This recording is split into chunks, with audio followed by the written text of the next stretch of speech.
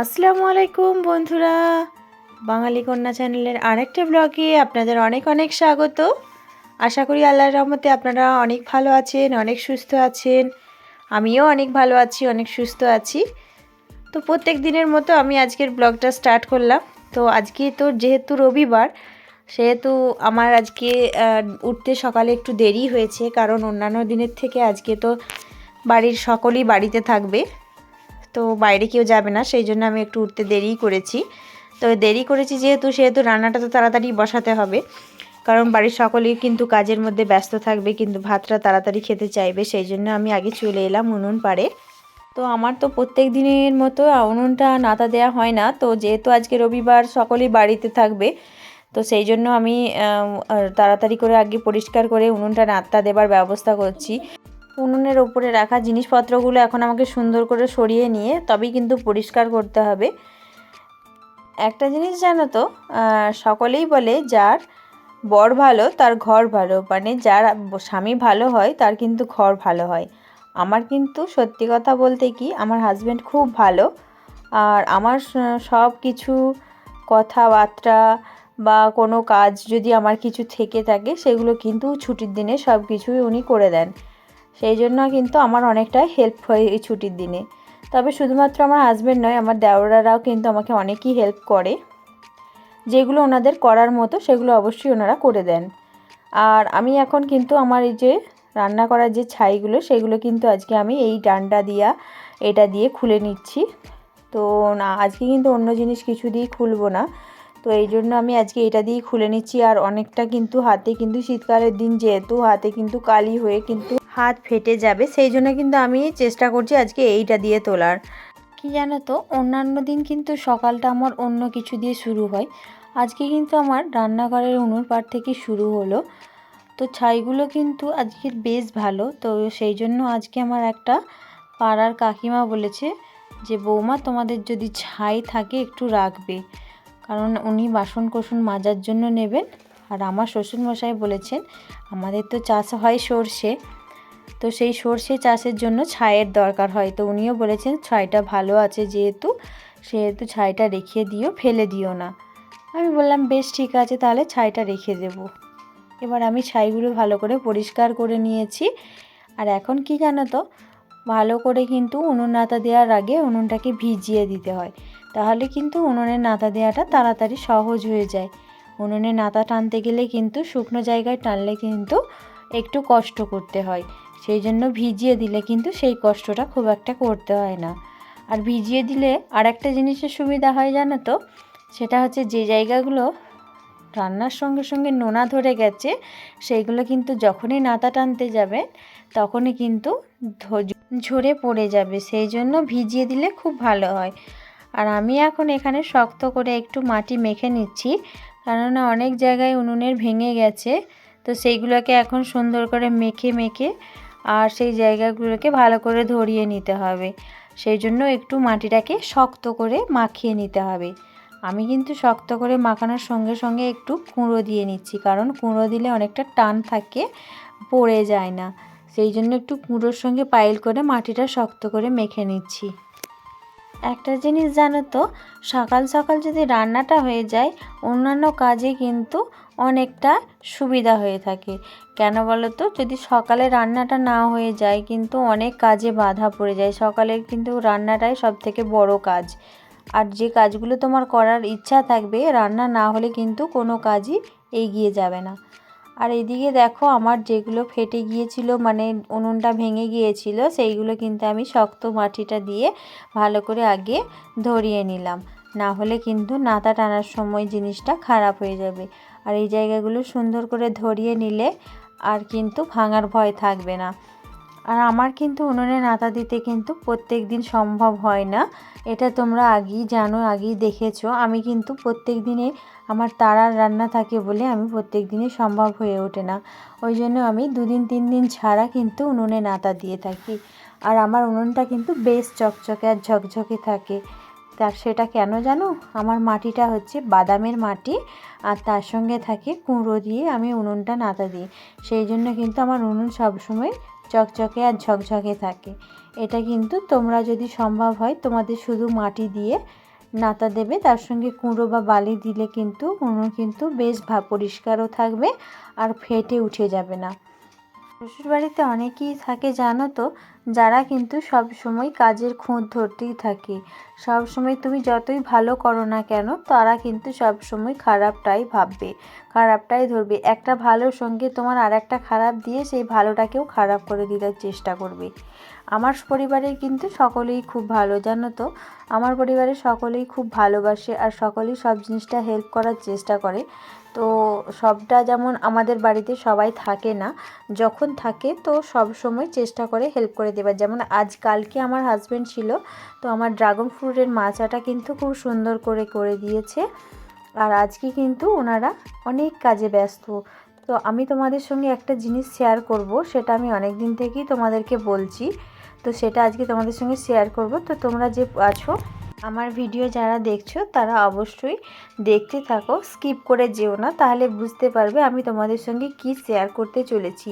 খুব একটা মনের শান্তির জিনিস, মানে গ্রামের পরিবেশে যে জিনিসটা খুব শান্তির, সেই শান্তির জিনিসটা আমি কিন্তু তোমাদের সঙ্গে শেয়ার করব। মন ভরে যাবে। যারা গ্রামে মানুষ হয়েছো অথচ এখন শহরে থাকো, তারা কিন্তু জিনিসটা দেখে হয়তো মিস করতে পারো, কষ্ট হতে পারে। তাদেরকে বলবো তোমরা যখন গ্রামের দিকে বেড়াতে আসবে অবশ্যই এই জিনিসটা একবার হলেও দেখবে, দেখার চেষ্টা করবে এই সময় এসে। শীতকালে না এই ছোট্ট বেলার সঙ্গে মোটেও পেরিয়ে ওঠা যাচ্ছে না জানো তো। যতই তাড়াতাড়ি কাজ করার চেষ্টা করি না কেন, বিকাল হয়ে যাচ্ছে গোসল টোসল করে খাওয়া দাওয়া করতে। আর এখন তো অনেকটা ঝামেলার সময়, মানে অনেকটাই ঝামেলা, সেই জন্য একদমই হয়ে উঠছে না তাড়াতাড়ি। আর আমার রান্নাটা হচ্ছে সবচেয়ে বড় কাজ, যেটা তাড়াতাড়ি না করলে যেন মনে হয় কোনো কাজই কমপ্লিট করে উঠতে পারছি না। তাই সকাল সকাল রান্নাটা হয়ে গেলে তোমার অন্যান্য জিনিসগুলো কিন্তু খুব তাড়াতাড়ি হয়ে যাবে। দেখো তোমাদের সঙ্গে কিন্তু গল্প করতে করতে আমার এখানে উনুনে নাতা দেওয়া শুরু করে দিয়েছি। আর আমি উনুনে নাতা দিচ্ছি কীভাবে তোমরা তো কিন্তু লক্ষ্য করবে, কারণ আমি সবসময় এই কুঁড়োটা একবার করে লাতা টেনে নিয়ে তারপরে কুঁড়ো দিয়ে তারপরে আবার নাতা দিচ্ছি।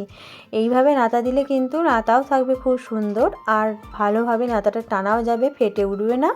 আর আমি যেটা দিয়ে নাতা দিচ্ছি সেটা কি জানো, আলু কাটার, আলুর যে জাল বস্তাগুলো হয় সেই জাল বস্তাগুলোতে আমি ভালো করে ভিজিয়ে নিয়েছিলাম, ভিজিয়ে নিয়ে সেটাকে নিয়ে নাতা দিচ্ছি।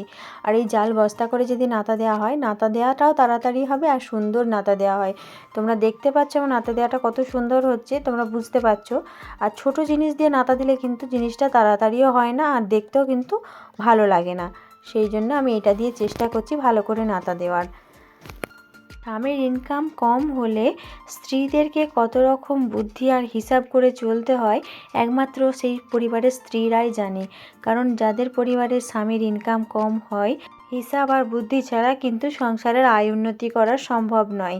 অনেক সময় আমরা কি করে থাকি, দিন চালানোর জন্য, মানে দুপুরের খাওয়ার জন্য যেটা হোক একটা তরকারি করে রান্না বান্না করে নিই, যেটা দিয়ে কিন্তু পেট ভরানোর মতোই কাজ করে থাকি, যাতে কিন্তু একটু সেভ হয় সেই চেষ্টাই সব সময় করে থাকি। যেহেতু একটা মানুষের ওপরে অনেকটাই দায়িত্ব থাকে, সেহেতু তাকে যতটা সম্ভব একটু হালকা করে দেওয়ার চেষ্টা করাটাই ভালো আমার বলে মনে হয়। দেখো আমার কিন্তু নাতা দেওয়া কমপ্লিট হয়ে গেছে। আর এখন কিন্তু আমি উনুনটা ভালো করে ধরিয়ে নেব। আর উনুনটায় আমি ভাত বসাবো, অনেকটা কাঁচা আছে এখন যেহেতু, তাই আমাকে সাবধানে কিন্তু উনুনটাকে ধরাতে হবে। আর সকাল সকাল উনুন ধরিয়ে রান্না করাটা কিন্তু অনেকটা টাফ ব্যাপার হয়ে থাকে, আর অনেকের পক্ষে সেটা সম্ভব হয় না। আর এদিকে দেখো আমার অনেকগুলো কিন্তু কাঠ কড়াই আছে আগে থেকে, যে জিনিসটা কিন্তু আমাকে আগের দিনে জোগাড় রাখতে হয়, কারণ পরের দিনে আমাকে রান্না করতে গেলে আগের দিনে সেইটাকে ঠিকঠাক করে জোগাড় করে রাখতে হবে। এখানে কিন্তু আমি উনুনে মোবিল দিয়ে নিলাম, মানে পোড়া মোবিল, সেটা দিয়ে কিন্তু আমি এখন উনুনটা ধরাবো। আর এই উনুনটা ধরানোর জন্যে পোড়া মোবিলটা কিন্তু অনেকটাই আমার সাপোর্ট দেয়, মানে তাড়াতাড়ি উনুনটা কিন্তু ধরে যায়। আর যেসব আপুরা আমার ভিডিও দেখতে দেখতে কমেন্ট করতে ভুলে গেছো, সেই সব আপুদেরকে বলছি অবশ্যই একটা সুন্দর কমেন্ট করে দিও আর একটা লাইক করে দিও, অবশ্যই ভালোবেসে পাশে থেকো। আর যারা আমার চ্যানেলে নতুন আছো তারা অবশ্যই আমার চ্যানেলকে ভালোবেসে সাবস্ক্রাইব করে আমার পাশে থাকবে, তাহলে কিন্তু আমি আমার সামনের দিকে এগিয়ে যেতে পারবো। তো তো আমার প্রত্যেক দিনের যে লাইক কমেন্ট তোমরা করে থাকো তাতে কিন্তু আমার একটা সুবিধা হয়, আমার কিন্তু পরের দিনের ভিডিও করতে খুব ভালো লাগে। সেই জন্য আমি যত কষ্টই হোক না কেন আমি তোমাদের সঙ্গে পুরো ভিডিও আমার সারাদিনের দেওয়ার চেষ্টা করি। তো এখানে কিন্তু আমি হাঁড়ি বসিয়ে দিয়েছি, এরপর হাঁড়িটা গরম হতেই আমি কিন্তু পানি দিয়ে দিলাম, কারণ এই হাঁড়িটাতে আজকে রান্না করব। আর দেখতে পাচ্ছ আমি এখানে কিছু চাল নিয়ে পানি দিয়ে ভিজিয়ে দিয়েছিলাম, সেটা কিন্তু এখন কষ্টে কষ্টে ধুয়ে নেব, কেননা এই চালগুলো হচ্ছে অনেকটাই কিন্তু যে পাউডারের মতো সাদা সাদা বেরোয়, সেটা দিয়ে কিন্তু ভাত খেলে কিন্তু পেটের ক্ষতি হবে। সেই জন্য আমি আগে থেকে একটু পানি দিয়ে ভিজিয়ে রেখে দিয়েছিলাম। তো আমি এখন হাঁড়ির মধ্যে চাল দিয়ে দিচ্ছি, আর উনুনটা আমার কত সুন্দর জ্বলছে দেখো, বেশ ভালোভাবে ধরে গেছে উনুনটা। আর এইভাবে উনুনে রান্না করলে কিন্তু অনেক গ্যাসের সেভ হয়ে যায়। আমি কিন্তু আজকে অনেক কিছু রান্না করব, আর শীতকালের একটা স্পেশাল মেনু তোমাদের সঙ্গে শেয়ার করব। সেটা কিন্তু অনেকেই খেয়ে থাকো, আবার অনেকে কিন্তু ভালোবাসো না, কিন্তু যারা ভালোবাসো তারা কিন্তু মাছ মাংস ডিম ফেলে এই মেনুটাই বেশি পছন্দ করে। তাই আমি এদিকে এখন রান্নার জন্য দুপাকা ধরিয়ে নিয়েছি, আর ওখানে হাঁড়িতে আমি দিয়ে নিয়েছি একটু শুটকি মাছ। তো এই শুটকি মাছটা আমি আজকে রান্না করব। তো শুটকি মাছ আমি আলু দিয়ে ঝোল রান্না করব ঝাল ঝাল করে, আর আমি রান্না করব ফুলকপি আলু মাছের তরকারি, তার সঙ্গে উচ্ছে দিয়ে আলু দিয়ে চচ্চড়ি। তো অনেকে হয়তো বলবে তোমরা এরকম খাও, কিন্তু আমরা চাই যে দিন এনে দিন খাওয়া মানুষ আমরা, যেভাবে হোক পেটটা ভরে গেলেই কিন্তু আমরা শান্তিতে থাকি, বেশ আনন্দে থাকি, মজাতে থাকি। অনেকের কিন্তু পয়সা অনেক থাকলেও সুখে থাকে না, কিন্তু আমরা গরিব হতে পারি, কিন্তু দিন এনে দিন খাওয়া মানুষ হতে পারি, কিন্তু আমরা বেশ মজা করে আনন্দে সুখে থাকি। আর আমি দেখো কথা বলতে বলতে এখানে রান্না বান্না শেষ করে চলে এসেছি ঘরদোর বেশ পরিষ্কার করে মোছামুছি করতে। এখন আমি আমার রুমটাকে সুন্দর করে মোছামুছি করে নিচ্ছি, আর এদিকে আমার ছেলে সোফায় বসে বসে টিভি দেখতে দেখতে কিছু বাদাম নিয়ে খাচ্ছে। চলো তোমাদেরকে আমার কিছু বন্ধুদের নাম বলি, যারা আমাকে ভালোবেসে সুন্দর সুন্দর কমেন্ট করেছো, তাদের আমি নাম বলি: সোমা বোস, কাজল দাস, আকাশ শেখ, মোবারক আলী, সারিবা সরকার, মনিরা খাতুন, দুরন্ত বেবি। তো আমার অনেক আরও বন্ধুরা আছে যারা অনেক সুন্দর সুন্দর কমেন্ট করেছে আর বলেছে খুব ভালো লাগলো, দারুণ, আর সব কিছু মিলে একটা দারুণ সুন্দর। তো তারা আমাকে অনেক অনেক ভালোবাসা দিয়েছে, তাদেরকে আমার তরফ থেকে অনেক অনেক ভালোবাসা, অনেক অনেক দোয়া। তো তোমরা যারা বড়রা আছো, যা ছোটরা আছে, তারা আমাকে ভালোবেসে দোয়া করে যেও। তোমাদেরকে বলছিলাম কদিন থেকে আমাদের একটা জিনিস দেখাবো, তো এই হচ্ছে সেই জিনিস, আমাদের খামার ভর্তি ধান, আর সেখানে অনেক মানুষ কাজ করছে, আর এখানে কিন্তু অনেক খড় ধানে ভর্তি। এখানে কিন্তু আমাদেরও কাজ করতে হয়, বাড়ির সমস্ত কাজ সেরে এসে এনাদের সঙ্গে টাইমে আমাদেরকে লেগে কাজে যোগ দিতে হয়। তো এইটা একটা মনের আলাদা শান্তি, সোনায় ভরা বাংলা আমার। আর সোনা বলতে আমাদের যে ধান, সেই সোনার কথা বলছি আমি।